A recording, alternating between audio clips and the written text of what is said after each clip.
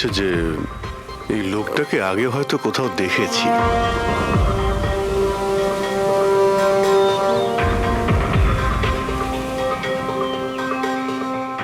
আমি তো একে আগে কখনো দেখিনি। জানি না, আমার কেন মনে হচ্ছে আমি এনাকে কোথাও দেখেছি আগে। দেখলে, আমি বললাম না খুব চেনা চেনা লাগছে এনাকে। ক্রাইম রাইটার কমল কুমার? খুব বিখ্যাত রাইটার ছিলেন, অপরাধ সম্পর্কিত অনেক নভেলও লিখেছিলেন। স্যার, এনার সঙ্গে 3 বছর আগে আমার দেখা হয়েছিল ইন্ডিপেন্ডেন্স ডে এর ফাংশনে। স্যার, এই ক্রাইম রাইটারদের তো অপরাধের দুনিয়ায় অনেক শত্রুই থাকতে পারে। হয়, নিশ্চয়ই হয়। আর হতে পারে ওদের মধ্যে থেকে কেউ নিজের শত্রুতা প্রকাশ করেছে। হতে তো পারে স্যার, কারণ এই ক্রাইম রাইটাররা নিজেদের কলমের শক্তি দিয়ে অন্যায় যারা করে তাদের পর্দাফাশ করে দেয়। কেল্লাফাতে তো আমিও করেছি ভাই। কি বিষয়ের কথা বলছো তুমি? বস, কমলের মৃত্যুর সময় জানতে পেরেছি আমি। রাইগার মর্টিসের রিপোর্ট বলছে যে ওর মৃত্যুটা রাত 9:30টায় হয়েছে। কমল কুমার মারা গেছে রাত্রি 9:30টার সময়। সেই সময় বিচে তো অনেক লোকজন থাকে, কেউ না কেউ কিছু না কিছু তো দেখে থাকবে। স্যার, আমরা তো জিজ্ঞাসাবাদও করেছিলাম, কিন্তু কেউ তো কিছু বললোই না আমাদের। আবার আমাদের যেতে হবে স্যার। তাহলে যাও অভিজিৎ, আবার যাও, ভালো করে জিজ্ঞাসাবাদ করো। ওখানে ফুচকাওয়ালা, ভেলপুরিওয়ালা, ডাবওয়ালা সবাইকে জিজ্ঞাসাবাদ করো, কেউ তো কিছু একটু দেখে থাকবে। আর দয়া, স্যার, এই কমল কুমারের বাড়িতে যাও, হয়তো কিছু ওখান থেকে জানতে পারবে। পঙ্কজ, কমল কুমারের অ্যাড্রেস পেয়েছো? হ্যাঁ স্যার, পুনেতে থাকতেন। পুনায় থাকতো আর খুন মুম্বাইতে হয়েছে?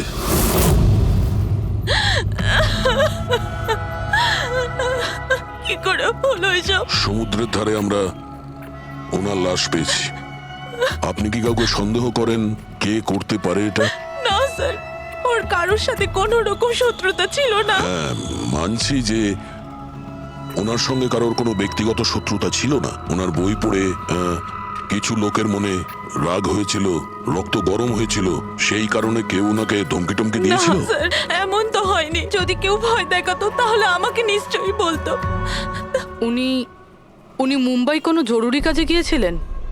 ওর গল্প লেখার শখ আছে, এই জন্য কোনো নির্জন জায়গার খোঁজে এদিক ওদিক যেত, কখনো আলিবাগ তো কখনো লোনাভলা। আর এইবার তো মুম্বাইয়ের কোনো রিসর্টেতে নিজের লেখা গল্প বদলার ক্লাইম্যাক্স লিখতে গেছিল। আচ্ছা, উনি মুম্বাইয়ের কোন রিসর্টে ছিলেন? না, এবারে আমি জিজ্ঞাসা করেছিলাম না, ওর নিজে কিছু বলেছিল, কিন্তু ওর বেশিরভাগ সময় সমুদ্রের ধারে পছন্দ ছিল, আর বেশি ভিড় আর লোকজন ভর্তি জায়গা ওর পছন্দ ছিল না। কিন্তু ম্যাম, যে বিচে আমরা ওনার লাশ পেয়েছি ওটা তো জনবহুল জায়গা, জুহু বিচ। না স্যার, এমন হতেই পারে না, কারণ ও ভিড় লোকজনপূর্ণ জায়গায় থাকতেই পারতো না, আর লিখতেও পারতো না। উনি লিখতেন কিসে, খাতাতে নাকি কম্পিউটারে? কম্পিউটার আর ল্যাপটপ দুটোতেই লেখালেখি করতো, কিন্তু মুম্বাই যাওয়ার সময় ল্যাপটপটাই সাথে নিয়ে গেছিল। আর কম্পিউটার? কম্পিউটার ওখানে ঘরের মধ্যে আছে। ম্যাম, কমলবাবুর আঙুলে এখানে এইভাবে আংটির ছাপ ছিল, কিন্তু আংটি ছিল না। যদি ওর পয়সা আর টাকাই দরকার ছিল তাহলে তো ও সেগুলোই নিয়ে যেতে পারতো। আমার স্বামীকে মারার কি দরকার ছিল? আপনি কিছু বলতে পারবেন ওই আংটির সম্পর্কে? কিরকম দেখতে ছিল ওটা? ওটাতে 10 ইয়ার্স লেখা ছিল আর লাভ আলিসা লেখা ছিল। এই ছবিটা একটু ফরওয়ার্ড করবেন আমাকে?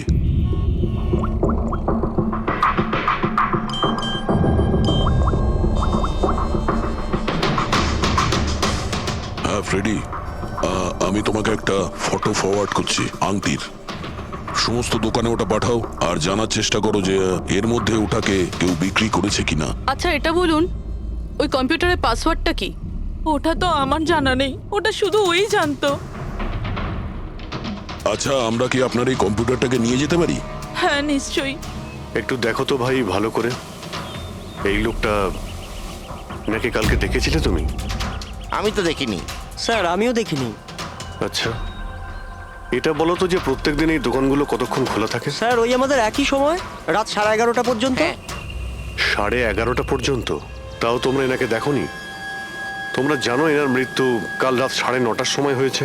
তাহলে দেখোনি কেন বলছো, না মিথ্যে বলছো? সাহেব, আমাদের মিথ্যে বলে কি লাভ বলুন? কিন্তু স্যার কালকে 9:30 পর্যন্ত তো সবাই এখানেই ছিল। হ্যাঁ যদি এনার সঙ্গে এরকম কিছু হতো তো তাহলে আমরা সাহায্যের জন্য নিশ্চয়ই যেতাম। হ্যাঁ সাহেব। স্যার এদের দুজনকে ব্যুরোতে নিয়ে চলুন, ওখানে গিয়ে সত্যি কথাই বলুন। কিন্তু সাহেব আমি তো এখানে সত্যি বলছি না। আপনি এক কাজ করুন, আপনি আপনার মাথা ঠান্ডা করতে আমার ভেলপুরি খান। আমি দারুণ ভেলপুরি বানাই সাহেব। হ্যাঁ স্যার, আর নয়তো এই আমার চানা খান। চানা স্যার।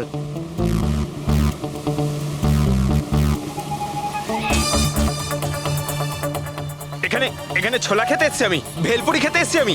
ঘুষ দেওয়ার জন্য তোমাদেরকে এক্ষুনি জেলে ব্যাস, ঢুকাতে ব্যাস, হবে। ব্যাস, ব্যাস, এদের ছেড়ে দাও, চলে এসো, চলে এসো। পরে এসে দেখবো তোমাদেরকে। এটাও তো হতে পারে যে এরা সত্যি কথা বলছে। স্যার এটা কি করে হতে পারে? ডক্টর শালুংকে বলছিলেন 9:30টার সময় মারা গেছেন। হতে পারে খুন অন্য কোথাও হয়েছে আর বডিকে এখানে ফেলে গেছে।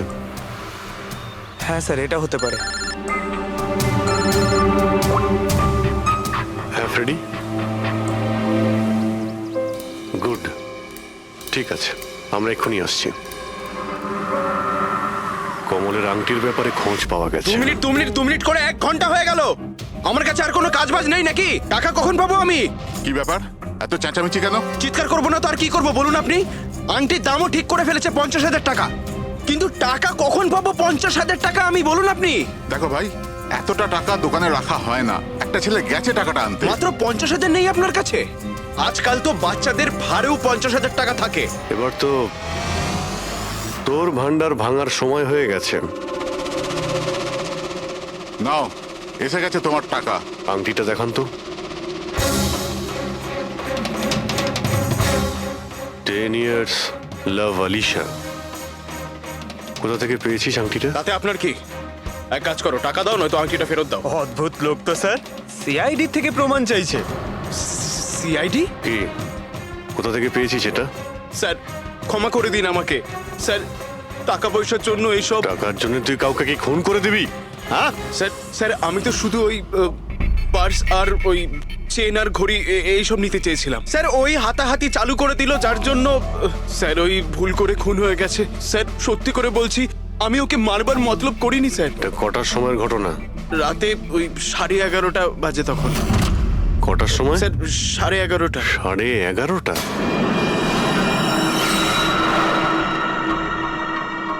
সাড়ে 11:30 কিন্তু ডক্টর সালুকে তো বললেন 9:30। ওনার ক্যালকুলেশনে কি কোনো গন্ডগোল হলো? আচ্ছা আচ্ছা অভিজিৎ, ঠিক আছে, হ্যাঁ আমি দেখছি। ওকে,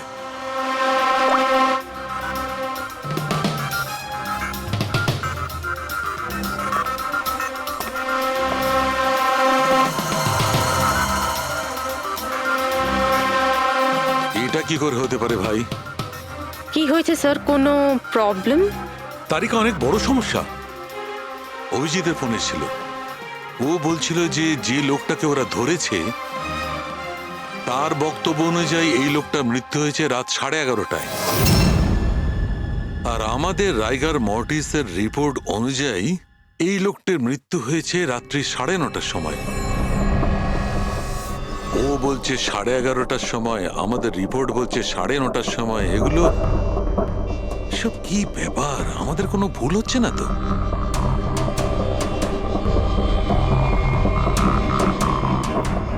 স্যার এই লাশটা সমুদ্র জলের কন্ট্যাক্টে এসেছিল তাই না?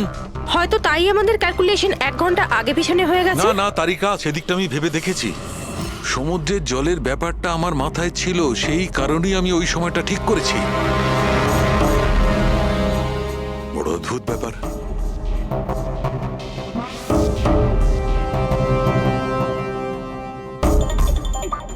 আপনি বালির ব্যাপারে কিছু বলছিলেন তাই না? হ্যাঁ ভুলে গেছি, ওই অভিজিতের ফোনটাই মাথাটা খারাপ করে দিয়েছে। আমি তো একদম ভুলে গেছি। এসো এসো সব বলছি। এই দেখো, এটা দেখতে পাচ্ছ? এই দুটো বালির স্যাম্পল। দুটোর কালার আলাদা? আরো অনেক কিছু আলাদা আছে, তুমি দেখো, মাইক্রোস্কোপে দেখো।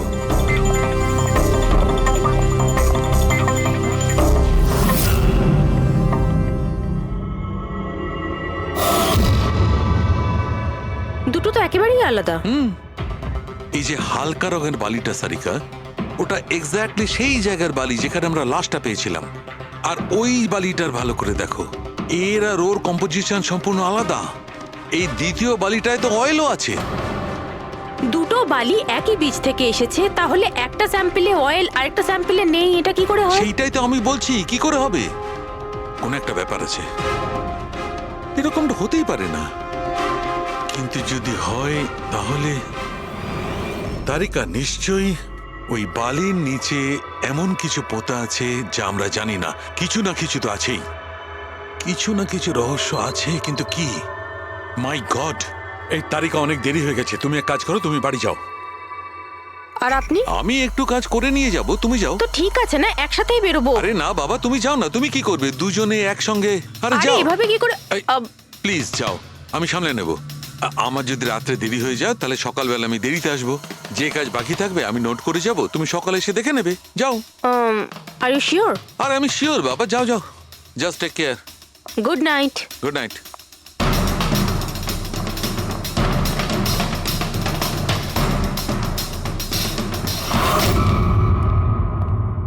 হ্যাঁ পুরবি, পাসওয়ার্ড পেলে? না স্যার, এখনো পাইনি। হয়তো এই সিডিটা কোনো কাজে লাগতে পারে। এটা কি পাসওয়ার্ড ডিটেক্টর? হ্যাঁ স্যার, একটা সফটওয়্যার আছে, এটা বড় বড় পাসওয়ার্ডকেও ক্র্যাক করতে পারে। এটা তুমি কোথায় পেলে? স্যার, আমার বান্ধবী দিয়েছে।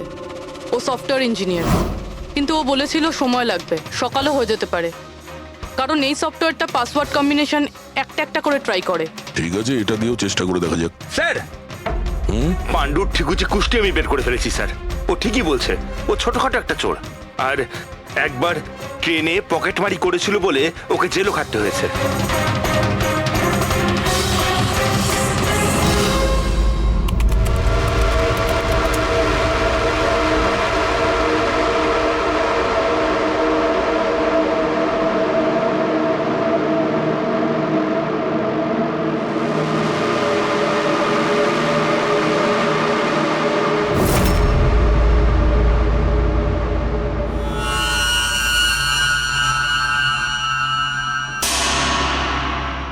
মাই গড,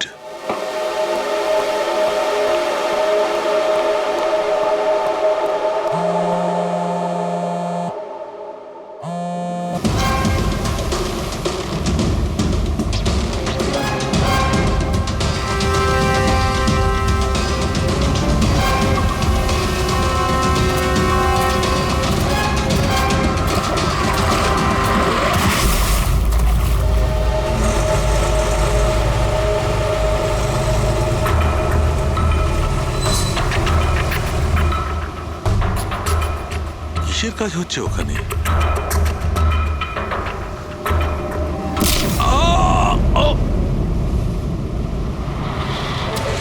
এর খেলা শেষ। এর পার্টসটা চেক কর। আরে কোথায় রেখেছে পার্টস? হ্যাঁ, পেয়ে গেছি।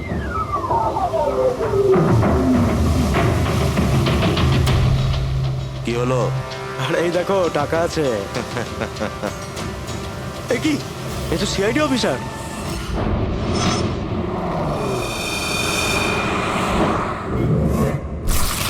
বাড়াবাড়ি করছে শালুকে, কাউকে কিছু বলেনি, কাউকে কন্ট্যাক্টও করেনি, ব্যাস এইভাবে চলে গেল। আর তার উপর নিজের ফোনটাও এখানে রেখে গেছে।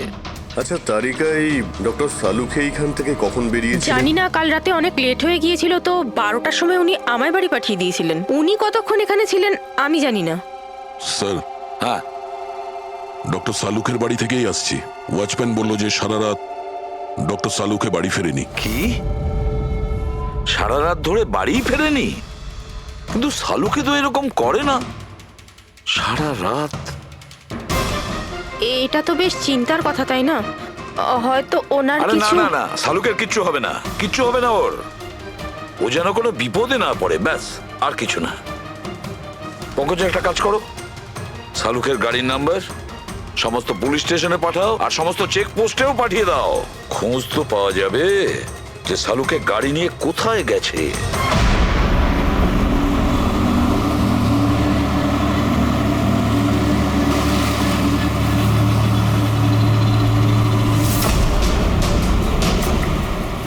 স্যার লোকাল পুলিশের কথা মতো সালুঙ্কি স্যারের গাড়ি এই রাস্তাতেই শেষ দেখা গেছিল।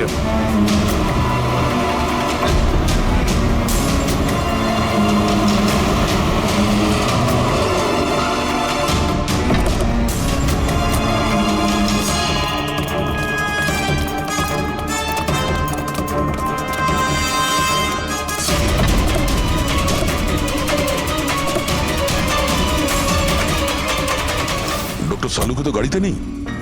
আরে তাহলে উনি কোথায় গেছেন? রিল্যাক্স রিল্যাক্স তারিকা, আমরা ওনাকে খুঁজে বার করবই।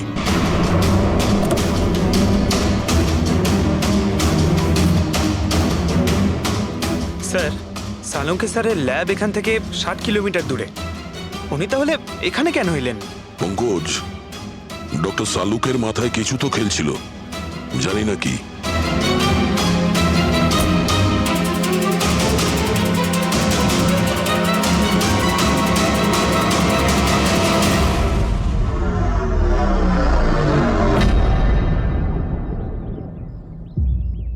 একটু এই দরজাটা বন্ধ করো পঙ্কজ।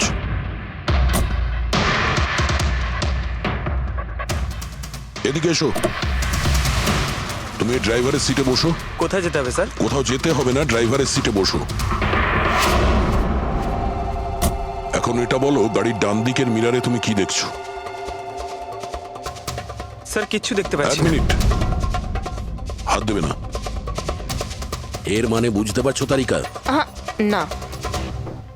ডক্টর সালুকের হাইট পঙ্কজের হাইটের থেকেও কম। যখন পঙ্কজই এই ডান দিকের মিরারে কিছু দেখতে পাচ্ছে না, তখন ডক্টর সালুকে এই ডান দিকের মিরারে কি দেখবে? মানে গাড়িটা স্যার নয় অন্য কেউ চালাচ্ছিল? এক্স্যাক্টলি, এমন একটা লোক যে ডক্টর সালুকের থেকে লম্বা। ও সিটে বসার পর এই রাইট ভিউ মিরারটাকে নিজের মতো করে অ্যাডজাস্ট করে নিয়েছিল। কিন্তু স্যার সেই ব্যক্তি তাহলে সালুঙ্কি স্যারের গাড়ি এখানে কেন রাখলো? সে কি তাহলে আশেপাশেই থাকে? হতে পারে। আর যদি ডক্টর সালুকে তুলে নিয়ে যায়, তাহলে হতে পারে আমাদের বোকা বানানোর জন্য গাড়িটাকে এত দূরে নিয়ে এসছে। মানে তুমি বলতে চাইছো স্যারকে কেউ কিডন্যাপ করেছে? বলতে পারবো না তারিকা। হতে পারে উনি এমন কিছু করছিলেন যে উনি নিজের জীবনটাকেই ঝুঁকিপূর্ণ করে ফেলেছিলেন। এবার কে করেছে, কেন করেছে, ওটা তো এই গাড়ির থেকেই জানতে পারবো। এই গাড়িটা ঠিক করে তল্লাশি নাও। ছোট থেকে ছোট প্রমাণ আমাদের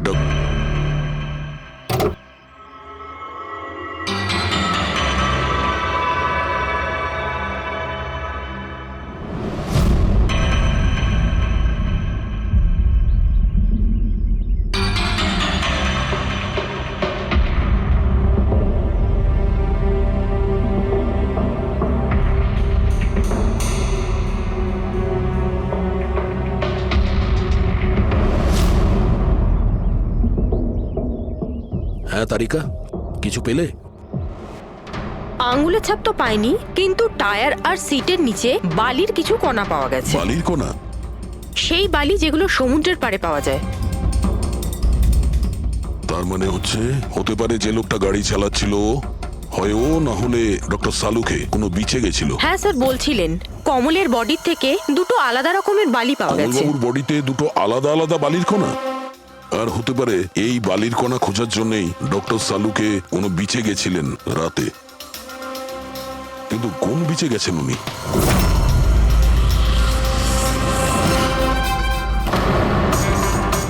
স্যার স্যার পাসওয়ার্ড পেয়ে গেছি।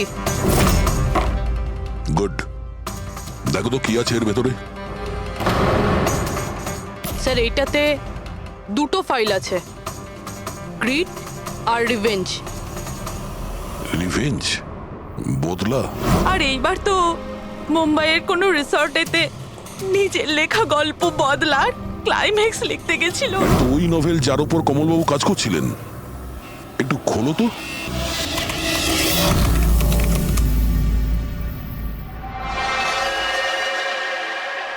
স্যার এখানে এখানে ক্লাইম্যাক্সের পেজ তো খালি রয়েছে। ক্লাইম্যাক্সের পেজ খালি? কমলবাবুর স্ত্রী বলছিলেন যে উনি এরই ক্লাইম্যাক্স লেখার জন্য ছুটিতে গেছিলেন। তাহলে উনি কিছু লেখেননি কেন? স্যার মনে হচ্ছে কমলবাবুর মাথা ব্লক হয়ে গিয়েছিল। আমি শুনেছি যে যখন মাথা ব্লক হয়ে যায় রাইটাররা কিছু লিখতে পারেন না। এই কমলবাবু খুব দক্ষ রাইটার ফ্রেডি। যদি রাইটার ব্লকও হয়ে যায় তাহলেও কিছু না কিছু তো লেখার চেষ্টাই করে, ক্লাইম্যাক্সে ভালো মন্দ যা খুশি। তুমি একটা কাজ করো, এই দ্বিতীয় যে ফাইলটা আছে গ্রিট, এটা খোলো। স্যার আরো একটা কথা আছে স্যার, এই কমলবাবু নিজের সাথে ল্যাপটপটা নিয়ে গিয়েছিলেন আর কম্পিউটার বাড়িতেই ছিল, তাহলে ল্যাপটপের ফাইল এই কম্পিউটারে এলো কি করে? ফ্রেডি, এটা কোনো কঠিন কাজ নয় আজকাল। ওই একটা অ্যাপ আছে ক্লাউড, যার সাহায্যে একটা কম্পিউটার থেকে আর একটা কম্পিউটারে ফাইল ট্রান্সফার করা যায়। স্যার এই গ্রিটে তো নতুন গল্প রয়েছে। মনে হচ্ছে কমলবাবু পুরনো গল্পটা শেষ না করেই নতুন গল্প লিখতে বসেছিলেন। না ফ্রেডি, কমলবাবু কোনো নতুন গল্প লিখছিলেন না। এই নোটের হিসেবে উনি কোনো বিচের ওপর নজর রেখেছিলেন। কিন্তু কেন?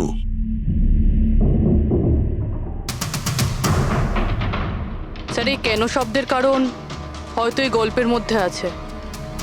যখন তুমি বালিতে হাঁটছো তখন শুধু বালিতেই হাঁটছো না, বরং তুমি হাঁটছো 1000 কোটি টাকার সম্পত্তির ওপর, যাকে পাওয়ার জন্য কিছু দুষ্ট পাপী নিরপরাধদের খুন করে।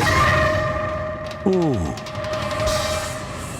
বালি, মনে হচ্ছে ও কমলবাবু কোনো অপরাধের রহস্য খুঁজে পেয়েছিলেন, যেটাই ওনার মৃত্যুর কারণ হয়ে গেছে।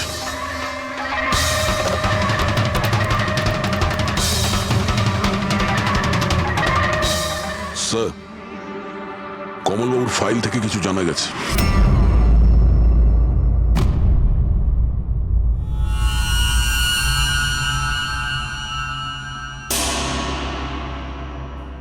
ও গড, সালুকা স্যারের গাড়ি থেকে সেই বালি পাওয়া গেছে যেগুলো কমলের বডি থেকে পাওয়া গিয়েছিল, যে বালিতে তেল মেশানো ছিল। স্যার কি এটা জেনে গিয়েছিল যে তেল মেশানো বালি কোন বিচের ছিল? হয়তো উনি কাল রাতে ওখানেই গিয়েছিলেন ওই বালিটা খুঁজতে। আই এম শিওর যাওয়ার আগে উনি কোনো না কোনো রিসার্চ করেছিলেন এখানে। হিস্ট্রি চেক করে দেখি। এই উইন্ডোটা খোলা। সানমুলামা বিচ, 1 বছর আগে একটা নৌকো এখানে পাথরে ধাক্কা খেয়েছিল, আর যে কারণে অয়েল স্টিকের নির্মাণ হয়েছে। তেল পরিষ্কার করতে 3 মাস লেগে গেছিল লোকজনের। এটাই একমাত্র বিচ যেখানকার বালিতে তেলের অংশ রয়েছে। তার মানে সালুকা স্যার ডেফিনেটলি সানমুলামা বিচে গিয়েছিল। আর এই কমল ও জুহু বিচের সাথে সাথে সানমুলামা বিচেও গিয়েছিল। আচ্ছা, এরকমটা নয় তো যে এর মৃত্যু এই সানমুলামা বিচে কিছু একটা গন্ডগোল আছে? সালুকা স্যারও তো এখান থেকেই নিখোঁজ হয়েছে। এই পাণ্ডু আমাদের ভুল বোঝাচ্ছে না তো? মৃত্যুর সময় নিয়ে 9:30 11:30।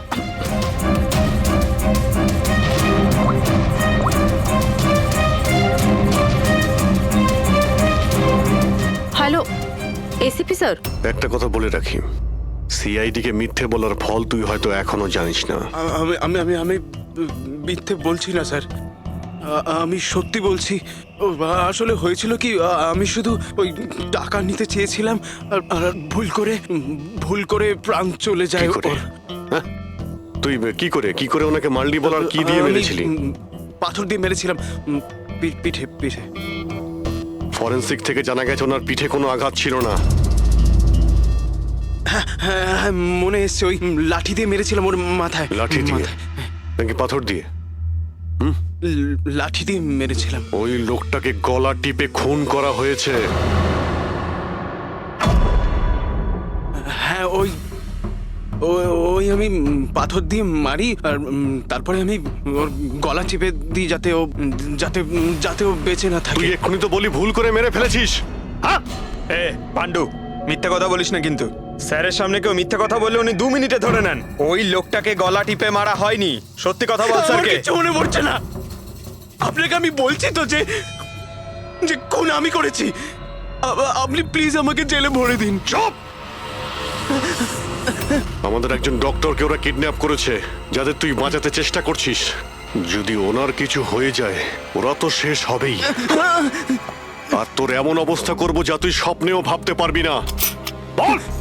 স্যার, ওই 2 দিন আগে আমাকে কেউ একটা বারে বলে ডেকেছিল আর বলেছিল যে আমার জন্য কিছু কাজ আছে। পেছনে তাকিয়ে দেখবি না একদম। আমি তোকে ডেকেছি এখানে। ডাকবার কারণ? কাজ করবি আমার জন্যে? কি কাজ আছে? কাজ জানার আগে কাজের মূল্য জেনে নে। 5 লাখ টাকা। 5 লাখ? হ্যাঁ, আমি জানি এই টাকা তোর পক্ষে যথেষ্ট তোর পরিবারের সমস্ত দাবি দাওয়া মেটানোর জন্য। এটা ছাড়া প্রত্যেক মাসে 50,000 টাকা করে পাঠাবো আলাদা। তুই আমাকে বিদেশে তো পাঠাচ্ছিস না? এটাই ধরে নে। আর ওই বিদেশের নাম হচ্ছে জেল। জেল? তোকে একটা লোকের খুনের দায় নিজের মাথার উপর নিতে হবে। না না, আমি পারবো না এসব। ভেবে দেখ, এত টাকায় তুই তোর ছেলের ভালোভাবে চিকিৎসা করাতে পারবি। আমি এখানে প্যাকেটটা ছেড়ে যাচ্ছি, এতে 5 লাখ টাকা আছে আর আংটি। আর ওই আংটি তুই সোনার দোকানদারকে বেচবি। যে কোনো সোনার দোকানে? না, এমন একজন দোকানদার যার সঙ্গে সিআইডির ভালো যোগাযোগ আছে। দোকানের অ্যাড্রেস প্যাকেটের ভেতর লেখা আছে। চললাম রে। কেউ এরকম করবে কেন? এই খুনি আমাদের থেকে লুকোতে কি চাইছে? যা কিছুই হচ্ছে স্যার, বালির সঙ্গে সম্পর্ক আছে। কমলবাবু নিজের কম্পিউটারে কিছু বালির কথাও বলেছেন। আর ডক্টর সালুখে সারিকাকে বলেছিলেন যে কমলবাবুর বডি থেকে উনি 2 রকমের বালি খুঁজে পেয়েছেন। যেটাই হোক না কেন, ওই কমলের মৃত্যু আর শালুকের উধাও হয়ে যাওয়া, এই সমস্ত কিছুর পিছনে ওই বালিই জড়িয়ে আছে। বালি। সাধারণ বালি কারণ মৃত্যুর কারণ কি করে হতে পারে স্যার? ওই বালিটা কিন্তু সাধারণ নয়, কোটি টাকার প্রপার্টি ওটা, কোটি টাকার। তার মানে স্যার? মানে ইললিগাল স্যান্ড মাইনিং, বালি চুরি, যেগুলো কনস্ট্রাকশন কোম্পানির কাছে কোটি টাকায় বিক্রি হয়। তাহলে হতে পারে স্যার কমলবাবু এর ব্যাপারে কিছু জেনে গেছিলেন আর সেই কারণেই কেউ ওনার খুন করে দিয়েছে। স্যার এই কথাটা হয়তো সালুমকে স্যার জেনে গেছিল, সেই জন্যই কি ওনার সাথেও এটা হতে পারে। পুরবি নিশ্চয়ই হতে পারে শালুকের সঙ্গে। আর যদি শালুকে বেঁচে থাকে তাহলে আমাদের প্রতিটি পদক্ষেপ গুনে গুনে চলতে হবে। ওই লোকগুলো যেন ঘুণাক্ষরেও না জানতে পারে যে আমরা কেন বিচে যাচ্ছি। কিন্তু স্যার, ডক্টর সালুখে কোন বিচে গেছিলেন সেটা জানবো কি করে? স্যানবুলামা বিচ, স্যানবুলামা। ওখানে বালির মধ্যে থেকে যে তেলের স্যাম্পল পাওয়া গিয়েছিল সেটা কমলের লাশের গায়েও ছিল। আর ওই বিচেই কমলবাবুকে খুন করা হয়েছিল। তারপর ওনার লাশ জুহু বিচে এনে ফেলে দেওয়া হয়। তাহলে অভিজিৎ, প্রস্তুতি নাও আরো একটা নতুন কেস সলভ করতে। স্যানবুলামা বিচ। Mind blowing. এইদিকে দেখো, এদিকে দেখো, হ্যাঁ এদিকটা তাকাও। Nice, very nice. Come on, look up, chin up, chin up, chin up. খুব ভালো হচ্ছে, খুব ভালো। না এবার চট করে চেঞ্জ করে এসো। Thank you. Lovely, lovely. Come on Sanjukta, এবার তুমি চলে এসো। Come on, come on. Light এদিকে, লাইট এদিকে। Yeah, ready, ready Sanjukta. Nice, very good, lovely, super. এদিকে তাকাও।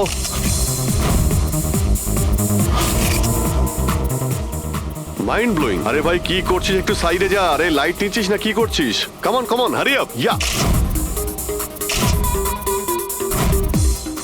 সুপার, সুপার, খুব ভালো হচ্ছে। এবার change, change, come on, come on, change, change, change. Next চলুন, চলুন। লোকেশন। Come on everybody. আরে তাড়াতাড়ি লাইটগুলো সরান। স্যার, কি করছি আমরা এখানে? কোনো গন্ডগোল তো দেখতেই পাচ্ছি না। আরে ভাই পঙ্কজ, সারা পৃথিবীতে যত ক্রাইম হয় সব ক্রাইম রাতেই হয়। রাতের জন্য অপেক্ষা করো। স্যার, যদি রাতেই হয় তাহলে সকাল থেকে আমরা এখানে কি করছি? রাতেই আসতে পারতাম। আরে ভাই পরিবেশটা তৈরি করতে হয়, ওদের যেন মনে না হয় যে আমরা কোনো নাটক করছি। Come on. স্যার,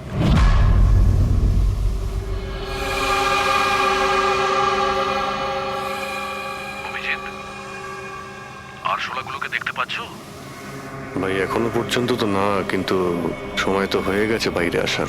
খুব তাড়াতাড়ি খুঁজতে হবে আরশোলাগুলোর গর্তটাকে। এক মিনিটও ডক্টর সালুকের জীবনের জন্য খুব দামি। হ্যাঁ সবই জানি, সবই জানি ভাই। কাম অন, এই লাইটটা এদিকে নাও। এই জায়গাটা বেশ নিরিবিলি, তাই না? হয়তো এখানে আমাদের কাজ হয়ে যাবে। আরে কাম অন বাবলু, লাইটটা অন কর। চলো চলো, তাড়াতাড়ি করো, তাড়াতাড়ি। Come on, come on. তাড়াতাড়ি। ওফো, 11টা বেজে গেছে বাবলু, 11টা। Sorry, sir. আরে এখনো Roll পর্যন্ত camera, শুটই করতে rolling. পারলাম না। আরে Roll. আরে এটা ফটো শুট চলছে, কি সব বলছিস তুই? Sorry, sir. Come on girls. Can I sit here? Model দুজন রেডি। ওকে, সংযুক্তা তুমি ওর পিছনটায় দাঁড়াও। Nice, lovely, super, mind blowing. Change change change change. Come come sit. পিছনটায় দাঁড়াও।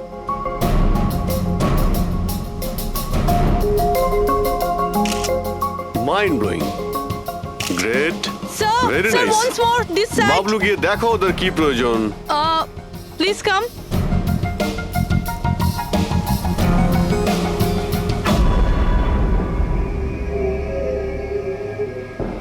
না, মনে হচ্ছে ওরা চলে এসেছে। Ready sir. চুপ। হ্যাঁ ভাই, কি হচ্ছে এখানে? Hello, who are you?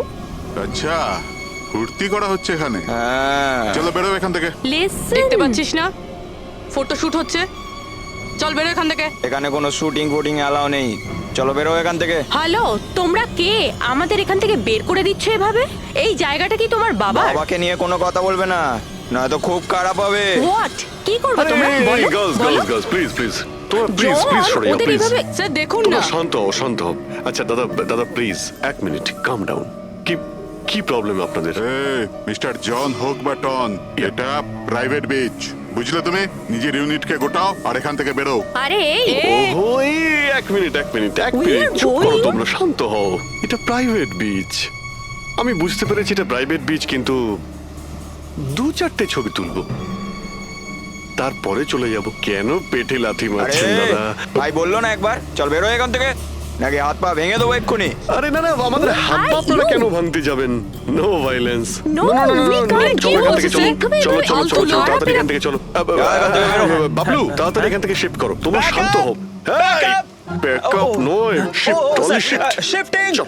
Shifting চুপ করো তোমরা, শান্ত হও।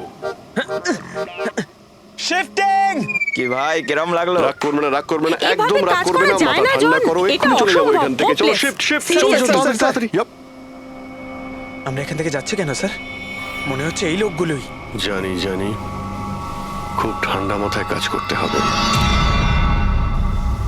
এদের হাতে নাতে ধরতে হবে। হ্যাঁ স্যার। আরে শিফট করো। এ তাড়াতাড়ি কাজ কর, খাবার টাবার কাজ নেই নাকি? তাড়াতাড়ি কর, বস আসবে এখনই, তাড়াতাড়ি কর। আরে বাহ বাহ বাহ বাহ বাহ বাহ বাহ, খুব ভালো একটা লোকেশন, এখানে ফটোশুট করতে কোনো অসুবিধা নেই তো? আরে কয়েকটা তুই- আপনারও তুলে দেবো। বললাম না তোকে এখানে কোনো তোর শুটিং চলবে না। এ টন, চল। এই সব এক লাইনে দাঁড়া। কে তোমরা? বলো। সিআইডি, কি? অনেক হয়েছে বালি চুরি। ডক্টর সালুকে কোথায়?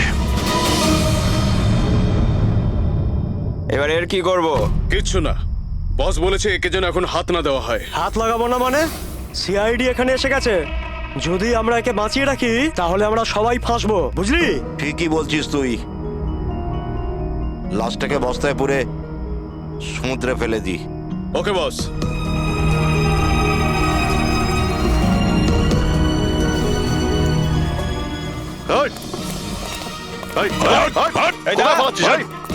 Doctor Saluke, sir sir sir Saluke sir. Sir sir sir sir ঠিক আছেন? শ্বাস চলছে স্যার, অজ্ঞান। তাড়াতাড়ি হসপিটালে নিয়ে যাও।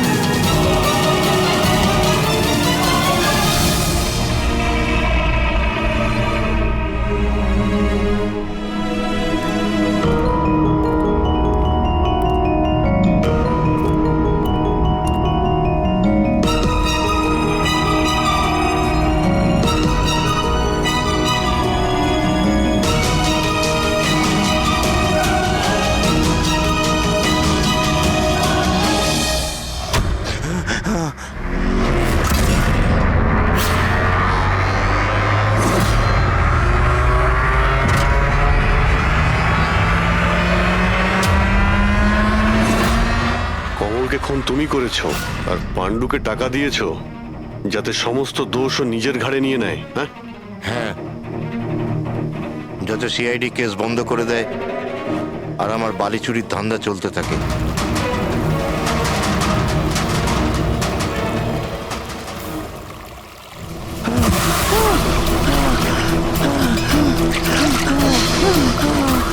আমাকে আমাকে মেরো না, মেরো না আমাকে।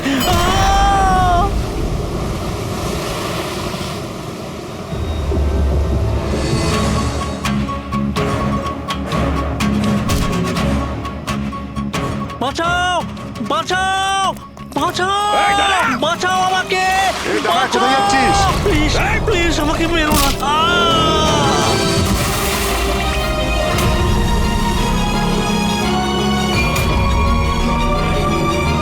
আর ওই বিদেশের নাম হচ্ছে জেল। ডক্টর সালুখেকে তুমি প্রাণে মারার চেষ্টা করেছিলে, হ্যাঁ? কারণ উনি আমার সমস্ত কিছু জেনে ফেলেছিলেন, আর আমার সামনে যেই আসবে আমি তাকেই শেষ করে দেবো। তোমার মতো অনেক এলো আর অনেক চলে গেল সিআইডিকে শেষ করার জন্য, বুঝেছো? এবার তুই জেলের ভিতরে বসে তোর এই কালো ব্যবসার হিসেব নিকেশ করিস। চল।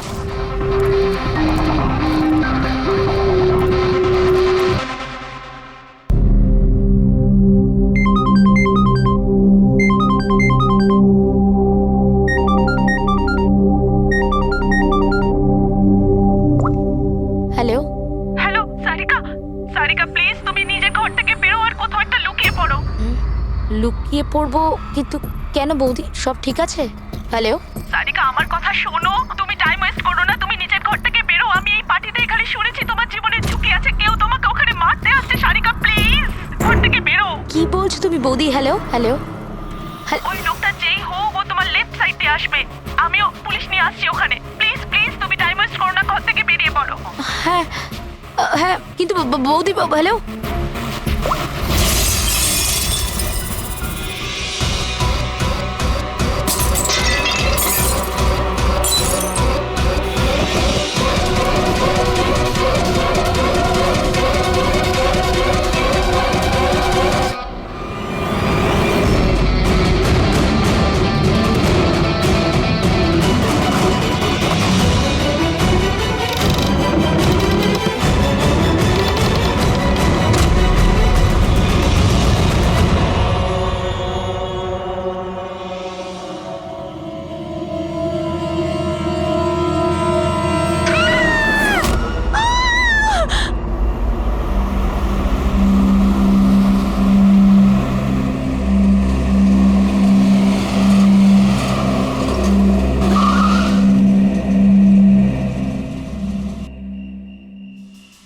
এক তো না বলে চলে গেছে, আর ফোনও তুলছে না। আরে ভাই, এমন কেউ করে নাকি? আরে কমসে কম বলে যাওয়া তো দরকার ছিল। হয়তো কোনো প্রবলেম হবে এই জন্য ধরেনি। তুমি না সবসময় কাম অন, প্রবলেম তো আমাদের হয়েছে, অ্যাট লিস্ট আমাদের বলা দরকার ছিল ওর।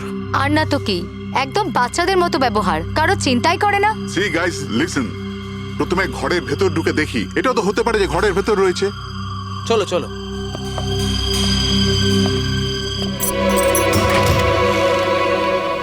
এখানে তো অন্ধকার কেন? আমি আলো জ্বালাচ্ছি।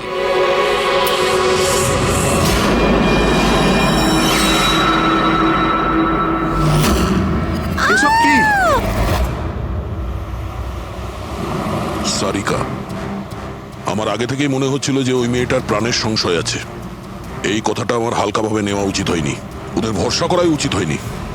তুমি এত কেন ভয় পাচ্ছ? হয়তো মেয়েটা ঠিকই আছে। তুমি জানো না অভিজিৎ, এই মেয়েটার এমন একটা রোগ আছে যার কারণে যে কোনো সময় ওর জীবন যেতে পারে। কেউ যা খুশি করতে পারে ওর সঙ্গে, কিন্তু ও জানতেই পারবে না। জানতে পারবে না? স্যার ওকে ঘুমাতে আছে? না, কমায় না, একটা অদ্ভুত রোগ। আমিও এই রোগের ব্যাপারে আগে কখনো শুনিনি। একটা অসুস্থ মেয়েকে তার পরিবারের লোক মারতে কেন চাইবে? যতটা আমি ওদেরকে চিনেছি, আমার মনে হচ্ছে যে ওদের ভাবসাব খুব একটা সুবিধার নয়। সারিকার সঙ্গে আমার কয়েকদিন আগেই দেখা হয়। একদিন আমি অফিস থেকে যখন বাড়ি যাচ্ছিলাম,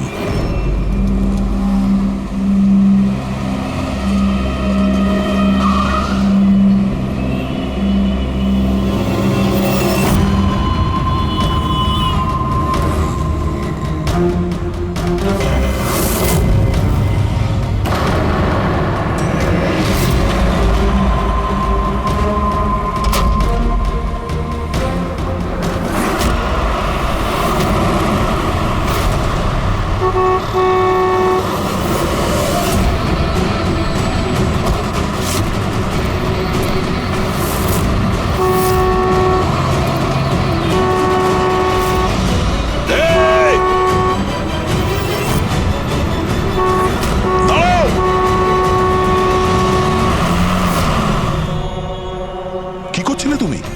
হ্যাঁ, এত বড় একটা ট্রাক সামনে থেকে বেরিয়ে গেল, তুমি দেখতে পাওনি? ও হর্ন বাজাচ্ছিল, তুমি শুনতে পাওনি? হ্যাঁ, আত্মহত্যা করার চেষ্টা করছিলে কি? মনে হচ্ছে দেখতেও পায় না, শুনতেও পায় না। কিন্তু এই রাস্তায় একা কি করছে? কে কে আছে এখানে? আকাশ দাদা, কে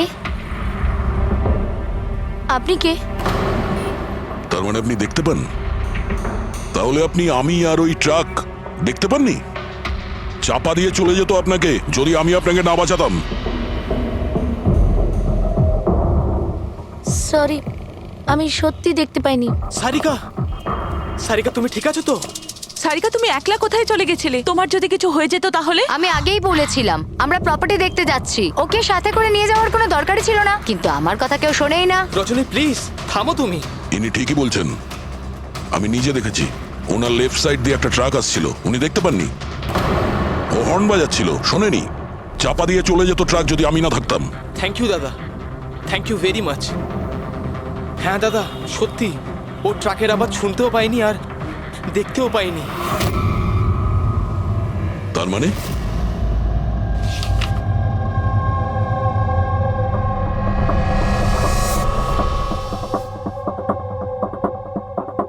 এইসব আপনি মানে আপনার শুধু জিনিস আর সবার এই ডান দিকটা নজরে আসে না, শুধু বাঁ দিকটা নজরে আসে। হ্যাঁ স্যার। তার মানে এই মুহূর্তে আমি আপনার সামনে আছি, আপনি আমার অর্ধেকটা দেখতে পাচ্ছেন, আমার এই ডান দিকটা আপনি দেখতে পাচ্ছেন না? না স্যার, দেখতে পাই না। আমার যত কাছে কেউ থাকুক না কেন, যদি সে আমার বাঁ দিকে দাঁড়িয়ে থাকে তাহলে না আমি তাকে শুনতে পাই আর না দেখতে পাই স্যার। আমার এই সমস্যাটা রয়েছে স্যার, হেমিস্পেশাল নেগলেক্ট। এই রোগের কারণের জন্য স্যার আমার মাথা লেফট সাইড রেজিস্টার করতে পারে না স্যার, শুধুমাত্র ডান দিকটাই বুঝতে পারি আমি স্যার। সেই জন্য আপনি এইসব পেন্টিংস, এই লোকজন সবার ডান দিকটাই দেখতে পাই আমি স্যার। তাহলে এই অসুখের কোনো ট্রিটমেন্ট নিশ্চয়ই আছে। আর আপনারা ওনাকে রাস্তায় যেতে দিলেন কি করে? আপনারা তো জানতেন যে ওনার সঙ্গে কি হচ্ছে, তারপরেও যদি কিছু হয়ে যেত ওনার। স্যার আপনি বলুন স্যার, ওর তো নিজের বুদ্ধি ব্যবহার করার দরকার ছিল। ওর কি দরকার ছিল রাস্তায় একা যাবার? আর এ কোনো ছোট বাচ্চা নাকি যে 24 ঘন্টা ওকে নজরে রাখতে হবে? ইনফ্যাক্ট আমরা এর জন্য একটা বেবি সিটার রেখে নিই যে 24 ঘন্টা ওর দিকে নজর রাখবে। এখন এসব বলে কি হবে? হ্যাঁ, ভুল আমাদের হয়েছে, এটা তোমরা মানো আর না মানো আমি মানি। Sir I am so sorry sir. Sir এই ভুল আর দ্বিতীয়বার আর হবে না। সারিকা আমার ছোট বোন, আর এর খেয়াল রাখার আমার দায়িত্ব স্যার। কারেক্ট, এরপর থেকে এরকম কোনোদিন হবে না। আর তাছাড়া এখন তোমার ওষুধ খাওয়ার সময় হয়েছে না, চল ওষুধ খাবে। স্যার এটা তো খুবই ভয়ঙ্কর রোগ। যদি কেউ ওর লেফট সাইডে সোজাসুজি অ্যাটাক করে তাও ও বুঝতে পারবে না। এক্স্যাক্টলি, এই ব্যাপারটাতেই আমার ভয়। এক তো এই অসুখ, তার উপরে কোটি টাকার সম্পত্তির একলা ওয়ারিশও। সারিকার মা বাবা একটা অ্যাক্সিডেন্টে মারা গেছে, সারিকা বেঁচে গেছে, কিন্তু ওর এই হেমিস্পেশাল নেকলেট অসুখ হয়ে গেছে। ওর আশেপাশেও দেখভাল করার জন্য তো অনেক লোক আছে, কিন্তু তার মধ্যে জানি না কতজন আছে যারা সৎভাবে ওর ভালো চায়। এরকম কেন মনে হচ্ছে তোমার? অভিজিৎ, ওই উইল অনুযায়ী সারিকার পরে পুরো সম্পত্তি এই আত্মীয়দেরই পাওয়ার কথা। আর আমার প্রথম থেকেই এদেরকে খুব একটা ভালো লাগছে না। আর এই কিছুদিন আগে আমি ওর বার্থডে পার্টিতে গেছিলাম। চলো সারিকা, এবার কেকটা কাটো। দাদা আর 2 মিনিট ওয়েট করে যাই, দয়া স্যার হয়তো চলে আসবেন। আমি ওনাকেও ইনভাইট করেছি। অন্তত আমাদেরও বলতে পারতে। আরে কে কি বললো না ভাই? ও আই এম সো সরি, আসতে একটু দেরি হয়ে গেল। Many many happy returns of the day, happy birthday. I will take it, দাও। আপনি আপনাকে ঠিক চিনতে পারলাম না। আমি বলছি, এ হলো কৃতি। সারিকার মতো পেশেন্টদেরকে হ্যান্ডেল করার জন্য ইনি ট্রেনিং নিয়েছেন, আর আমি ইনাকে 24 ঘন্টা সারিকার সাথে থাকার জন্য অ্যাপয়েন্ট করেছি। আশা করি আপনি সারিকাকে নিয়ে আর চিন্তিত হবেন না। একদম। আর আমাদেরও মনে হয় যে কৃতি থাকলে সারিকা সেফ থাকবে। অ্যাবসলিউটলি। আমারই ভুল হয়েছে, শুধু আমার ভুল। আমার সারিকাকে ওদের ভরসায় ছাড়া উচিত হয়নি আমার। মেরে দিয়েছে হয়তো ওরা ওকে। বাড়ি এসে গেছে।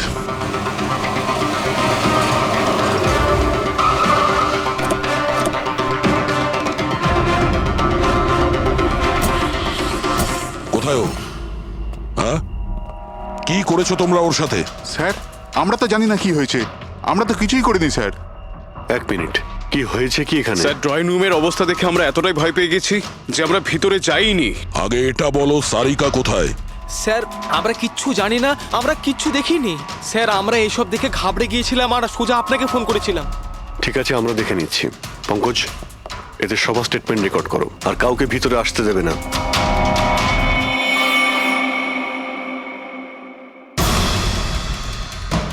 সারিকা, সারিকা, কেউ আছেন? এখানে তো মনে হচ্ছে অনেক কিছুই হয়েছে। এত রক্ত তো কোনো একজনের হতেই পারে না।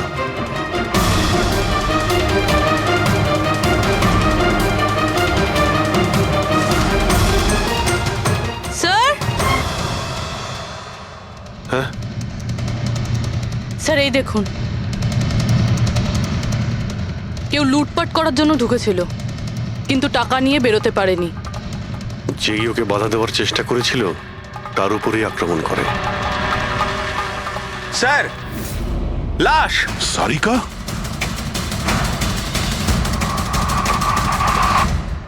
ও নো।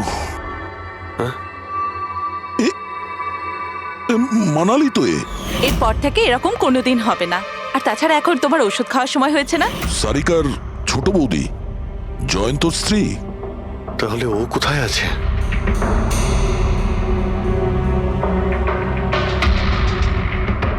ও নো। দয়া, হ্যাঁ,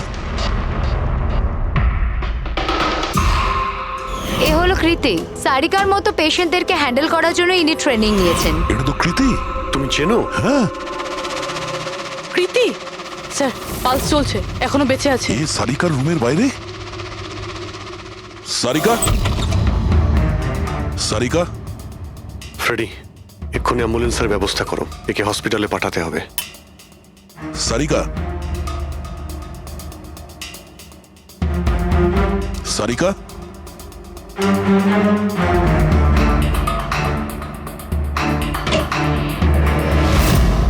সারিকা, সারিকা, অভিজিৎ। না না না না না, কিছু নেই, কিছু নেই। Relax, আমরা relax. সিআইডি থেকে এসো। রিল্যাক্স, বাইরে রিল্যাক্স। এসো, বাইরে এসো, বাইরে এসো। রবি, এসো। সাবধানে। তুমি ঠিক আছো তো? বসো, এখানে বসো। থ্যাংক গড, একে পাওয়া গেছে। তুমি ঠিক আছো? সবাইকে মেরে দিয়েছে, সবাইকে মেরে দিয়েছে স্যার। এক মিনিট, এক মিনিট। কে করেছে এসব? কে ছিল সে? দয়া স্যার, কি হয়েছিল? স্যার সবাইকে মেরে দিয়েছে স্যার। কে? মেরে দিয়েছে। কে? কে মেরেছে? মেরে দিয়েছে স্যার। আমার মনে হয় এক্ষুনি একে হসপিটালে পাঠানো উচিত। ওর মানসিক অবস্থা ঠিক নেই। ওটাই ঠিক হবে। মনে হচ্ছে শক পেয়েছে। রবি, তোলো একে। ওঠো, ওঠো। আমার সাথে এসো।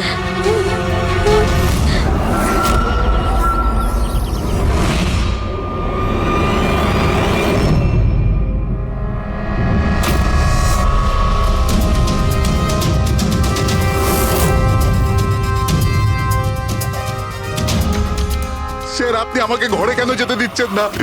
আমার বউ খুন হয়েছে। স্যার প্লিজ, স্যার প্লিজ, আমি একবার দেখতে চাই, শুধু একবার। মিস্টার জয়ন্ত, আপনার স্ত্রীর খুন হওয়ার জন্য আমরা খুব দুঃখিত, কিন্তু আমরা আপনাদেরকে ভেতরে যেতে দিতে পারি না। 3 জনের উপর হামলা হয়েছে, একজন মারা গেছে, একজন আহত, আর একজন শক পেয়েছে। আর আপনারা বলছেন যে আপনারা কিছুই জানেন না। হ্যাঁ, সত্যি আমরা কিচ্ছু জানি না স্যার। ইনফ্যাক্ট আমরা এখানে কেউ ছিলামই না স্যার। আমরা সবাই নিউ বোম্বেতে ছিলাম একটা পার্টিতে। কোন পার্টি?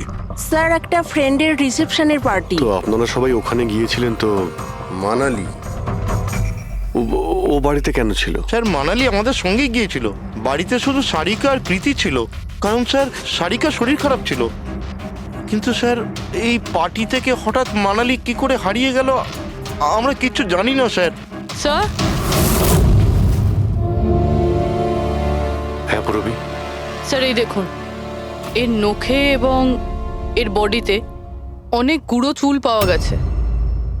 স্যার এই কাঁচের টুকরোগুলো দেখুন, বেশ মোটা, মনে হচ্ছে কারো চশমার কাজ।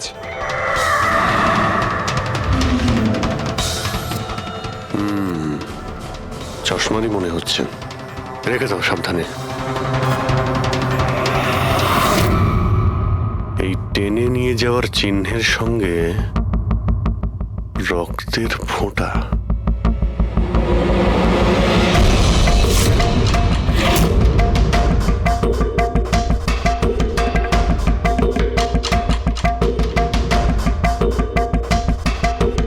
এখানে এতটা রক্ত, মানে এখানে এসে দাঁড়ায় আর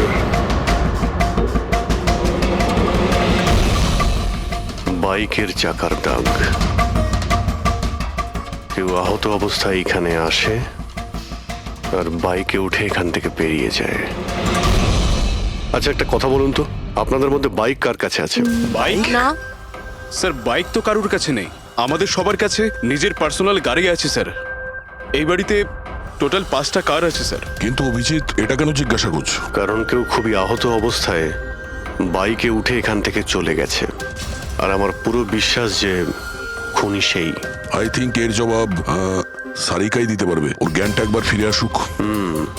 বাই দ্য ওয়ে, আপনাদের মধ্যে কি কারো চোট বা আঘাত লেগেছিল? আঘাত আমাদের? স্যার আপনার কথার মানে কি? আমাদের কেন চোট লাগবে? আপনারা আমাদেরকে সন্দেহ করছেন? যতক্ষণ এই কেসটা সলভ না হবে আমরা সবার উপরেই সন্দেহ করব। আর আপনারা যদি আমাদের সঙ্গে সহযোগিতা না করেন তাহলে আমাদের সন্দেহ আরো বেড়ে যাবে। হ্যাঁ, তাই প্লিজ কোঅপারেট।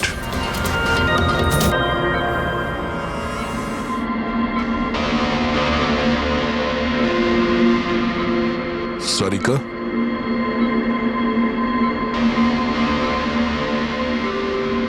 আচ্ছা তুমি কি ঠিক আছো? অভিজিৎ, সারিকা, দয়া স্যার, তুমি ঠিক আছো? স্যার মানালি বৌদি আর কৃতি স্যার। কৃতি ঠিক আছে, কিন্তু মানালি মারা গেছে। সামলে কৃতি।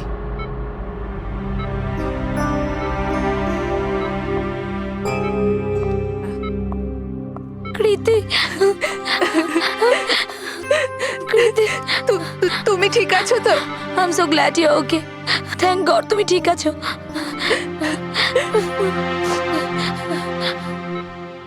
আচ্ছা কাল এক্স্যাক্টলি কি হয়েছিল তুমি বলতে পারবে?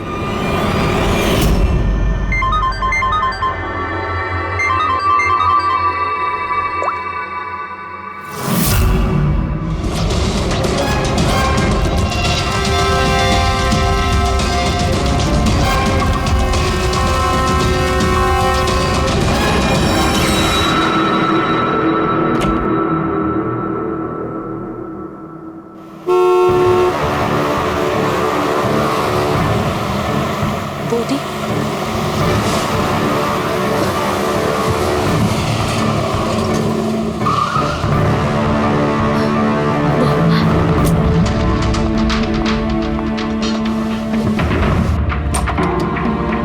সারিকা,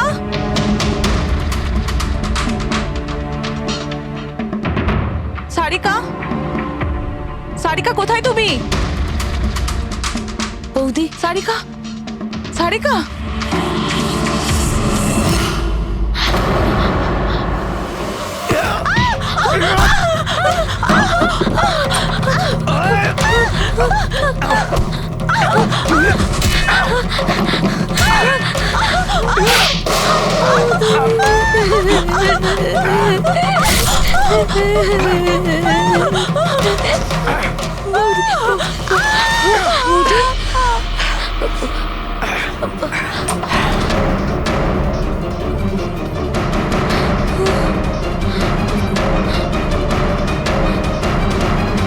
কৃতি, কৃতি, কৃতি। তো তুমি তুমি ওনার দরজাতে ধাক্কা দিয়েছিলে। তো কৃতি, আপনি কি দেখেছিলেন? আপনার উপরে আক্রমণ কি করে হলো? সারিকার জোরে চিৎকারের আওয়াজ পেলাম, আমি তখনই ঘর থেকে বাইরে আসি। সারিকা, এইসব কি করে? কৃতি, কৃতি, সারিকা তুমি ঠিক আছো তো? কৃতি, আমি আমার রুমে। কৃতি, আমি এখানে। Okay okay okay Sarika, you don't worry, I am coming. Kriti সাবধানে, খুনি এখনো বাড়িতেই আছে। খুনি? সারিকা, তুমি ওকে দেখেছো যে কৃতির ওপর হামলা করেছে? হ্যাঁ স্যার, আমি দেখেছিলাম। সারিকা, সারিকা, কৃতি, কৃতি, সারিকা, সেই মুহূর্তে তুমি যা যা দেখেছো সেটা তুমি একটা পেপারের ওপর আঁকতে পারবে? হ্যাঁ স্যার, যখন আমি ওনাকে মানালি বৌদির পেছনে দেখেছিলাম তখন খুব ভয় পেয়ে গেছিলাম। আমি শুধু ওই মুখটার একটা ঝলক দেখতে পেয়েছিলাম স্যার।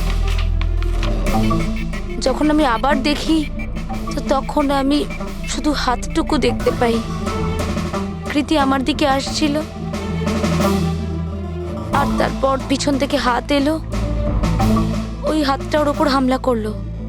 লোকটা রেনকোট পরেছিল আর গ্লাভস আর একটা বড় চকপকি ঘড়ি, এই যে একেবারে সেরকমই হুবহু যেমনটা আমি দেখতে পেয়েছিলাম।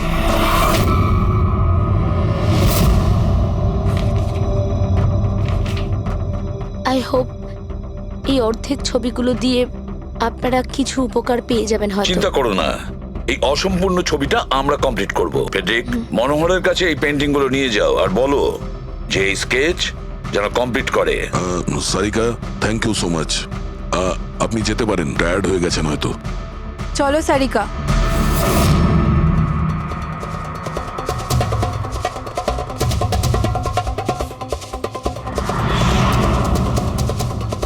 এই লোকটাকে তো আগে কখনো দেখিনি স্যার। হতে পারে শুধু এই কাজের জন্যই হায়ার করা হয়েছিল।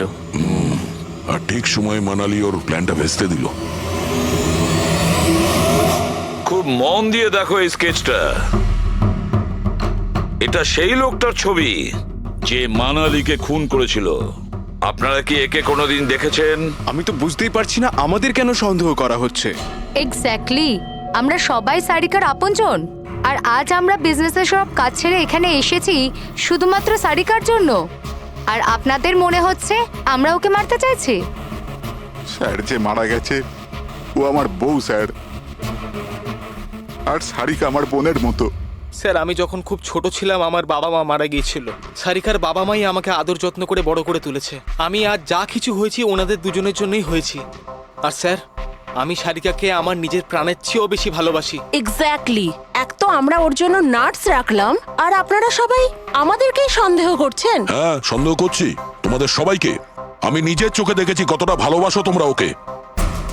আপনারা সবাই ভালোভাবেই জানেন যদি ওই বেচারির কিছু হয় তাহলে ওর কয়েকশো কোটি টাকার সম্পত্তির তোমাদের সবার মধ্যে ভাগ হবে। ওকে বাড়িতে রেখে তোমরা সবাই পার্টিতে গিয়েছিলে। ওখানে মালিনী কোনো কথা শুনেছিল যে কোনো খুনি ওকে মারতে চলেছে। মালিনী কাউকে কিছু না বলেই নিজে ওকে সাবধান করে আর চলে যায় সেখানে যেখানে খুনি মানালিকে মেরে ফেলে। আর যদিও পার্টিতে এই কথাটা শুনে থাকে তাহলে আপনাদের মধ্যে কেউ হবে? কেউ না? ঠিক আছে, তোমরা এখন যেতে পারো, কিন্তু একটা কথা ভালো করে মনে রাখবে, আমাদের কড়া নজর থাকবে তোমাদের উপরে। অভিজিৎ, দয়া, ও বলছিল মানালি ওকে ফোন করেছিল যে মানালি পুলিশ নিয়ে ওর বাড়িতে পৌঁছচ্ছে। এক্স্যাক্টলি স্যার, কিন্তু ও না আমাদের সঙ্গে কন্ট্যাক্ট করেছে না পুলিশের সঙ্গে। হতে পারে কেউ ওর পিছু নিয়েছিল, তাই হয়তো ভয় পেয়ে গিয়েছিল। একটা কাজ করি আমরা, পঙ্কজ, পুরবী, ওই পার্টিতে যে কয়জন লোক এসেছিল ওদের প্রত্যেকের নাম আর ফোন নাম্বার বের করো আর খোঁজ নাও ওই রাতে মানালির বাড়ির আশেপাশে ওদের মধ্যে কার ফোন অ্যাক্টিভ ছিল?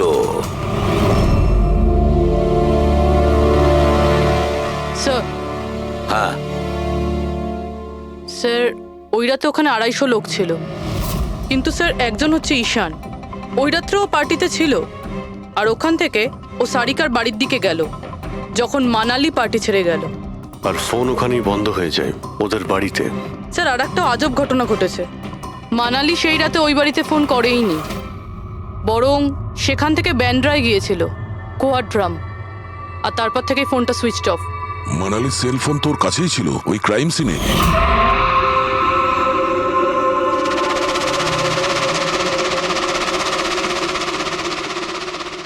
Switch off? আচ্ছা, এমনটা নয় তো যে ওই ফোনটা আসলে ঈশানের ফোন, ভুল করে ওখানে পড়ে গিয়েছিল? মানে ঈশান সেই রাতে সারিকা ভিলা এসেছিল। ডাকো ওই ঈশানকে বিউরোতে। স্যার আমি করেছিটা কি? আমাকে এখানে কেন ডাকা হয়েছে? ঈশান, একটু আপনার চশমাটা খুলবেন? চশমা? স্যার এটা তো উইদাউট নাম্বারের চশমা, এটা তো আমি রেগুলার পড়ি না। ডক্টর সালুকের কাছে নিয়ে যাও এটা। স্যার আমাকে এটা তো বলুন, আমি করেছিটা কি? আমরা আপনাকে এখানে মানালি মার্ডার কেসের ব্যাপারে ডেকেছি। ক্রাইম সিনে আমরা চশমার ভাঙা কাঁচ পেয়েছি। আপনার চশমাটাকে ওই কাচের সঙ্গে ম্যাচ করিয়ে দেখব। কিন্তু স্যার আমি তো ওই জায়গায় যাইনি। যদি তুমি নাই গিয়ে থাকো তাহলে তোমার ফোন ওখানে ওই ভিলাতে কি করছিল? আর মানালির ফোন তোমার বাড়িতে মানরাতে কিভাবে পৌঁছলো? ওই স্যার পার্টিতে আমাদের ফোন এক্সচেঞ্জ হয়ে গেছিল, কারণ আমাদের ফোন দুটো এক। কি হলো মানালি ম্যাডাম, আপনাকে চিন্তিত মনে হচ্ছে? চিন্তিত আমি? না তো, আসলে আমি ওই জয়ন্ত আর আকাশকে খুঁজছিলাম। আপনি ওদের কোথাও দেখেছেন? হ্যাঁ, ওরা দুজন ভেতরেই হবে। আসলে কি হয়েছে, এত চেঁচামেচি আর এই ডিস্কোতে আমি কিছু বুঝেই উঠতে পারছি না। আপনি প্লিজ আমাকে একটু হেল্প করে দেবেন ওদের খুঁজে পেতে? আমি ওদের ভেতর থেকে আপনার কাছে পাঠাচ্ছি।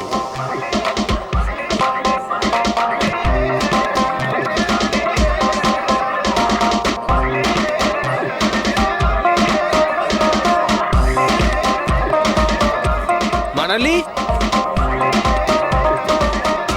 ঈশান, তুমি তো বলছিলে মানালি খুঁজছে আমাদের। কোথায় মানালি? আরে এক্ষুনি তো এখানেই ছিলেন মানালি, কি জানি কোথায় চলে গেলেন।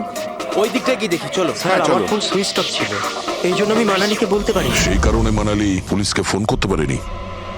স্যার আমাকে বিশ্বাস করুন, আমি খুন করিনি। খুনি না হলেও খুনির সঙ্গী তো হতে পারো, যে ওখানে ওই পার্টিতে উপস্থিত ছিল।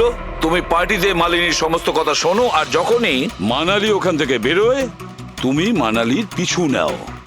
কোনো কায়দা করে তুমি মানালির ফোন তোমার বাড়ি ব্যান্ড্রাতে পাঠিয়ে দিলে, আর ওখানে পাওয়া চশমার কাঁচের টুকরো, আমাদের সন্দেহ ওটা তোমার চশমার। রিপোর্ট তো আমরা পেয়েই যাব আমাদের ফরেন্সিক ল্যাব থেকে।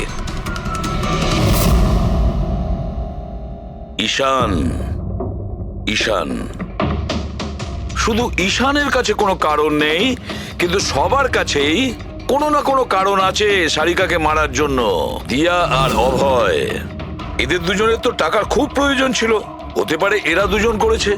আর এদের প্রত্যেকের কাছে একটাই অজুহাত আছে, যে ওরা রিসেপশনের পার্টিতে ছিল। স্যার এরা সবাই ওই রিসেপশন পার্টিতে প্রেজেন্ট ছিল, কিন্তু কোনো একজন খুনিকে ফোন করে সারিকা ভিলায় যেতে বলেছিল লেফট দিয়ে, যাতে সারিকা কিছু বুঝতে না পারে। তারপর সারিকাকে মারবে, কৃতিকে মারবে, আর সবাই ভাববে দেখে যেন মনে হয় চুরি করার উদ্দেশ্যে খুনটা হয়েছে। আর এই সব কিছুই মালিনী শুনে ফেলে। তারপর ননদকে বাঁচানোর জন্য ও বাড়ি ফিরে আসে, কিন্তু ও সেখানে খুন হয়। কিন্তু মারা যাওয়ার আগে ও খুনিকে আহত করেছিল। খুনি যাওয়ার সময় কৃতির উপরে হামলা করে, লুটের মাল আর ননদকে ফেলে তারপরে সে বাইকে করে পালিয়ে যায়। শুধু একবার এই খুনির ব্যাপারে কিছু যদি জানতে পারি না, কিছু, তাহলে ধরে নাও মাস্টার মাইন্ড আমাদের হাতে। স্যার খুনির বাইকের টায়ারের চিহ্ন, আশেপাশে পড়ে থাকা রক্তের ফোঁটা সব চেক করেছি, কিন্তু কিচ্ছু জানতে পারিনি। স্যার মনে হয় যে খুনির কোনো পাস্ট রেকর্ড নেই। এর মানে হলো খুনি কোনো পেশাদার অপরাধী নয়। স্যার মানালির জামা কাপড় থেকে আর নখ থেকে যে চুলগুলো পাওয়া গেছে, সালুমকে স্যার সেটা টেস্ট করছে, হয়তো কিছু পাওয়া যাবে।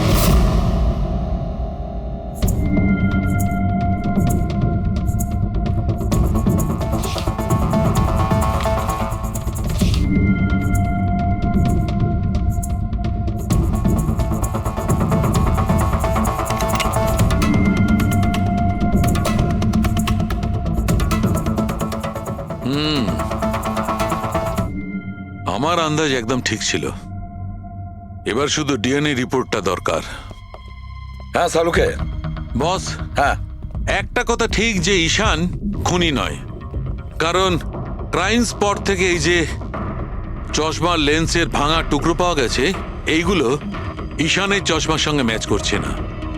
এক তো ঈশানের চশমার পাওয়ার 0, আর দ্বিতীয়ত ঈশানের যে চশমাটা তার লেন্সগুলো একদম নর্মাল, কিন্তু এই লেন্সটা ফটোক্রোম্যাটিক, মানে রোদের সঙ্গে রং পাল্টায়। আচ্ছা, ওই যে রক্ত পাওয়া গিয়েছিল ওই বাইকে টায়ারের মার্কের কাছে, সেটা কি খুনির রক্ত? হ্যাঁ, ওই রক্তটা খুনিরই, যার বয়স 25 থেকে 30 বছরের মধ্যে। আর মানালির নখে যে চুলটা পাওয়া গেছে ওটা নিশ্চয়ই খুনির। আসলে বস, হাতাহাতি করবার সময় চুল গোড়া থেকে উপড়ে আসে, অথচ এই যে চুলটা, এটা উপড়ে আসেনি, কাটা হয়েছে। আর এইটা দেখো স্ক্রিনে, যতগুলো চুল আছে সব আলাদা আলাদা রকমের। কোনো চুল সিধে, কোনোটা কোঁকড়ানো, আর ওগুলো রং দেখো, প্রত্যেকটা চুলের রং আলাদা, কোনোটা কালো, কোনোটা ব্রাউন, কোনোটা ডার্ক ব্রাউন, আর ওই গোল্ডেনও আছে। এই চুলগুলো একটা লোকের হতেই পারে না। আলাদা আলাদা লোকের চুল? হ্যাঁ দয়া, এই চুল থেকে আমরা বিভিন্ন ধরনের কেমিক্যাল পেয়েছি, যেমন হচ্ছে কেরাটিন, ফিফটাইন, আরো অনেক কিছু। আমার মনে হচ্ছে না যে এই চুলগুলো কোনো একজন লোকের মাথার চুল। হ্যালো? ও good, very good, thank you very much, good news, bye. DNA টেস্টের রিপোর্ট, এই রিপোর্ট এই বিষয়টা কনফার্ম করছে যে এই যে চুলগুলো সেগুলো কোনো একজন ব্যক্তির চুল নয়। যে লোকটার ড্রেসের ওপর আলাদা আলাদা চুল আছে, আলাদা আলাদা লোকের কাটা চুল, সেই লোক কোনো বড় সেলুনে কাজ করে, হেয়ার স্টাইলিস্টের।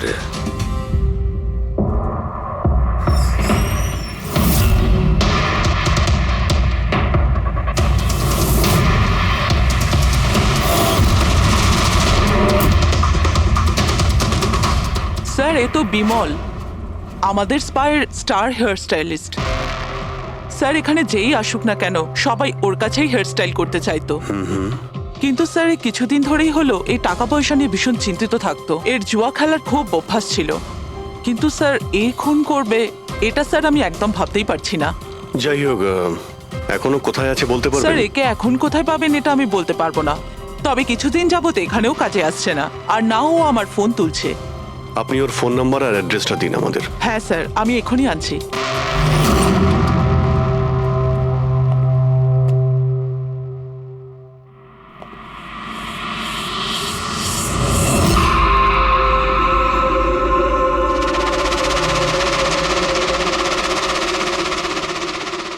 ও নো, এ তো গেছে। বিষ খেয়েছে। এখানে আঘাত লেগেছে, আর এই কাঁধেও নখের চিহ্ন। মানে এই হলো সেই যে মানালিকে খুন করেছে। দেখো কিছু পাওয়া যায় কিনা।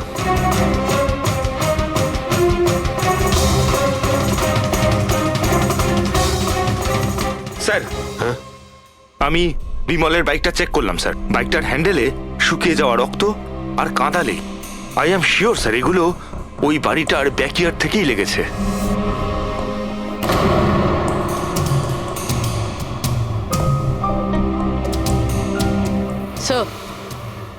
স্যার, এই ভেঙে যাওয়া চশমা আর এই রেনকোট পেয়েছি। রেনকোটে রক্ত লেগে আছে।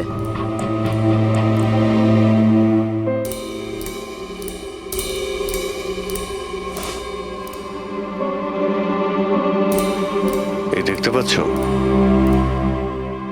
বাঁ হাতে ঘড়ি। হ্যাঁ, তাহলে স্যার যদি বিমল বাঁ হাতে ঘড়ি পরতো তাহলে ও কি করে বললো যে ডান হাতে ঘড়ি পরা ছিল?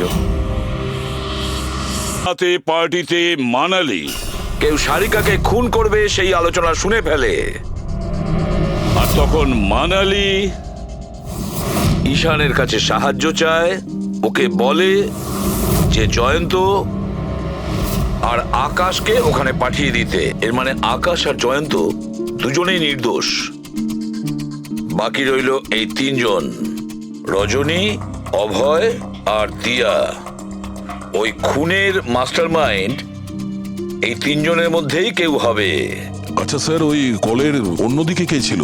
স্যার ওই বিমল হতে পারে। না স্যার, আমি বিমলের ফোন রেকর্ড চেক করেছি। ওই রাত্রে ওদের মধ্যে কেউই বিমলকে ফোন করেনি। তাহলে অপর প্রান্তে কে ছিল সেদিন?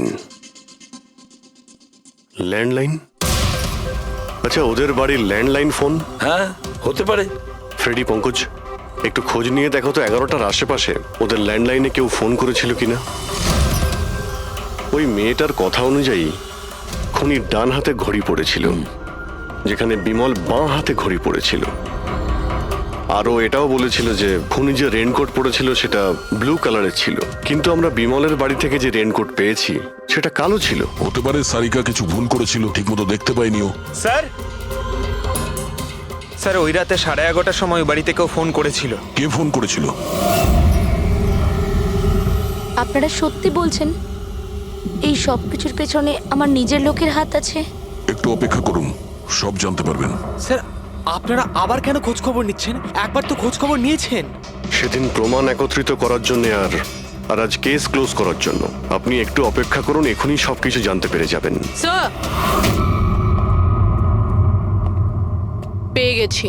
কিন্তু এটা তো সেই রেনকোটটাই যেটা ওই খুনি পড়েছিল। এখানে কি করে এলো? বলছি। তুমি বলেছিলে যে মানালি তোমাকে দৌড়ে এইখানে বাঁচাতে এসেছিল, কারণ ও ওখানে পার্টিতে শুনেছিল যে কেউ তোমাকে খুন করতে চায়।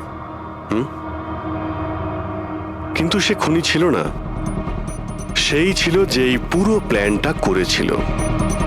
আর যার সঙ্গে ওর ফোনে কথা হয় সেও কিন্তু খুনি নয়, অন্য কেউ ছিল। সেই সময় এই বাড়িতেই সে তোমার সঙ্গে উপস্থিত ছিল। বাড়িতে? ওই সময় আমার সাথে কৃতি, কারেক্ট? এটা পুরো প্ল্যান ছিল। খুনি কাজ ভেঙে বাড়ির ভেতরে ঢোকে, কিন্তু গন্ডগোল তখন হলো যখন ও মানালিকে মারল সারিকা ভেবে। মানালি তো মারা গেল, কিন্তু মরার আগেও খুনিকে এতটাই আহত করে দিয়েছিল যে খুনি এখানে সারিকাকে মারার জন্য দাঁড়ায়নি, পালিয়ে গেছে। স্যার, স্যার এক মিনিট, যদি খুনি পালিয়ে গেল তাহলে কৃতিকে কে মারলো? কারণ সারিকা নিজের চোখে কৃতির উপর হামলা হতে দেখেছে। হ্যাঁ, আমি দেখেছিলাম।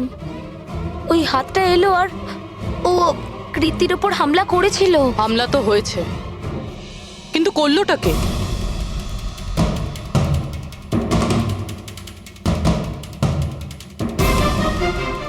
আপনারা সবাই আমাকে এভাবে কেন দেখছেন? এর উত্তর তো শুধু তুমিই দিতে পারবে কৃতি। ও রাত ঠিক 10:30টার সময় শুয়ে পড়েছিল। আর মানালি কাউকে ফোনে কথা বলতে শুনেছিল রাত 11:10 আর সেই ফোনটা এসেছিল এই বাড়ির ল্যান্ডলাইনে। কে রিসিভ করেছিল সেই কলটা? যদি আমরা এটা মেনেও নিই যে বিমল তোমার ওপর হামলা করেছে, তাহলে ও তোমাকে বাঁচিয়ে রাখলো কেন? ও মানালিকে এত নৃশংসভাবে মারলো, আর তোমাকে শুধু এই একটা আঘাত কেন?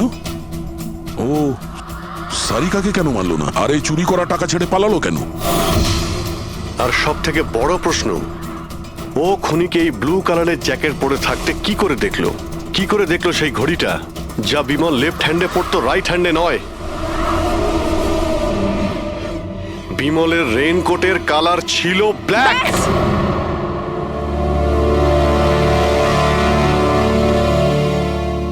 ঠিক চিনেছেন আপনারা। ওই হামলা আমি নিজেই করেছিলাম।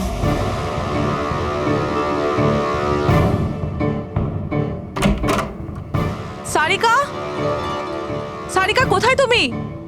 মানালি এখানে এই সময়? সারিকা,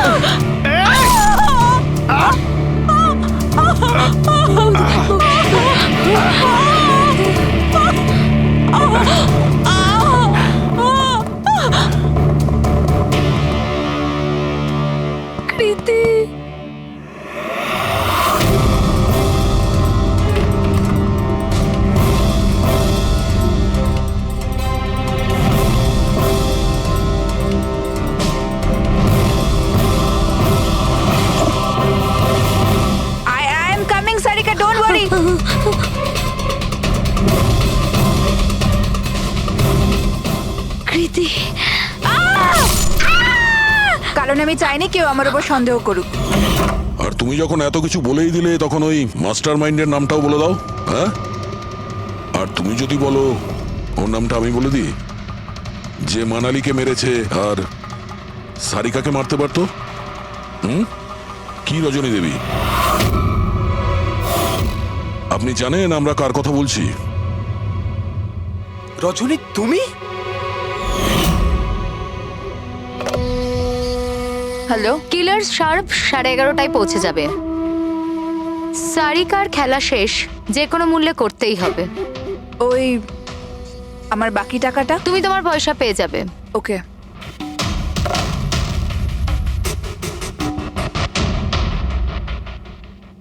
রজনী, তোমার জন্য আমি আমার বউকে...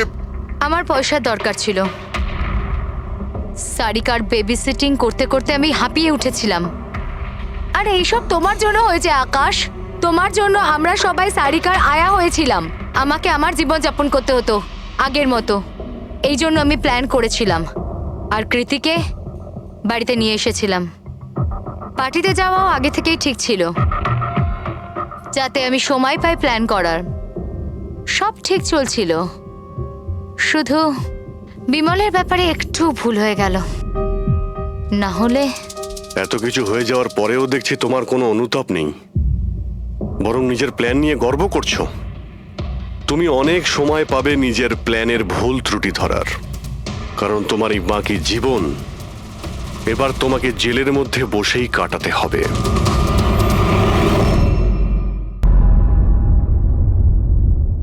good morning Manasi. Good morning. এত বেলা হয়ে গেল, আমাকে ডেকে দাওনি কেন? আজকে তোমার ছুটি না, তাই ভাবলাম তুমি আজ বিশ্রাম করো। চা খাবে? হ্যাঁ, চা খাও। এখনই করছি। এই নাও তোমার চা। Thank you.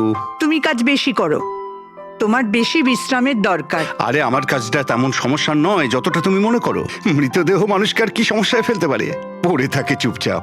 তুমিও না। আচ্ছা, সব ফরেনসিক ডক্টরই কি তোমার মতো হয়? আরে আমি মজা করছি না। মৃতদেহের সাথে থাকা খুবই সহজ, অন্তত সারাদিন বক বক করে না। তাহলে যাও প্রথম স্ত্রীর সঙ্গে গিয়ে বিশ্রাম করো। হট টপ রেডি করে রেখেছি, তুমি ওখানে গিয়ে বিশ্রাম করো আর ফ্রেশ হয়ে এসো।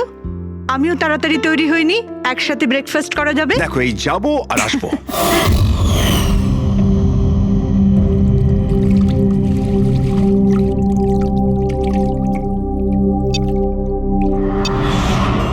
Good morning mom. Good morning বাবা। কি ব্যাপার, এত সুন্দর সুগন্ধ কিসের? কি রান্না হচ্ছে? ওটা তো খাওয়ার পরই জানতে পারবি।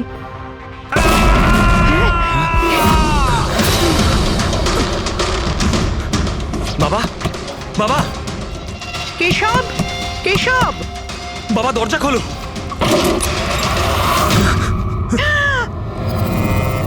বাবা,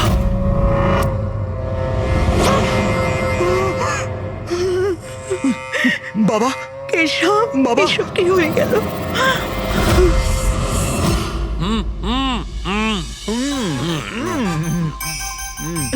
না না, আজকে এই যে ফুচকাটা আমরা খাচ্ছি না, আমার কলেজের দিনগুলো মনে পড়ে যাচ্ছে। কলেজে এমন কি করতেন স্যার? আরে পঙ্কজ, আমাদের কলেজে, মেডিকেল কলেজে যত ব্যাচমেট ছিল, ঘনিষ্ঠ বন্ধু, সবাই একসঙ্গে বসে যেতাম টেবিলের ওপরে আর বাজি ধরতাম 1 মিনিটের মধ্যে কে কতটা ঝাল আর কত বেশি ফুচকা খেতে পারে। আরে ভাই 1 মিনিট, এই দেখো কলেজ ফ্রেন্ডের নাম করেছি আর কলেজ ফ্রেন্ডের ফোন এসে গেছে। হ্যালো, হ্যাঁ কেশব। দাদা, দাদা একটু সাহায্য করুন। মানসী, কিছু করুন দাদা, প্লিজ সাহায্য করুন। ব্যাপারটা কি মানসী? উনি মারা গেছেন।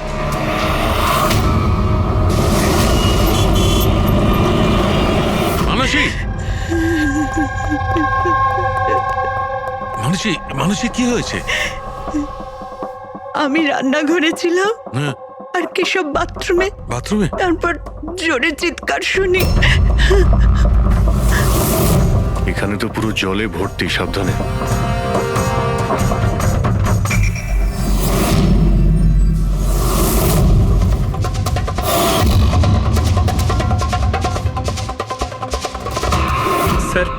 স্যার পিঠে তো দাগ রয়েছে, কিন্তু ব্লিডিং কোথা থেকে হয়েছে? হ্যাঁ, আঘাতটা খুব জোরেই হয়েছে, কিন্তু কোনো ক্ষত তো দেখা যাচ্ছে না। একটা কাজ করছি, বডিটাকে ল্যাবে নিয়ে গিয়ে দেখছি। তুমি কি দেখেছিলে? কি হয়েছিল কি এখানে? অ্যাকচুয়ালি স্যার, আমি, মা আর রতন আমরা তিনজন হলে ছিলাম। হঠাৎ করে জোরে একটা শব্দ পেলাম, মনে হলো যেন বোম ফেটেছে। আমরা তিনজন বাথরুমের দিকে দৌড়ে এলাম আর দেখলাম যে বাবা, বোম ফেটেছে? যদি বোম ফাটতো তাহলে এখানে তো সব ভাঙাচোরা থাকতো, সেরকম তো কিছুই নেই। স্যার হয়তো ব্লাস্টের জন্যই হয়তো এই জল বাইরে এইভাবে পড়ে রয়েছে। কিন্তু পুরবি এখানে তো কোনো ব্লাস্টের চিহ্নই পাওয়া যাচ্ছে না।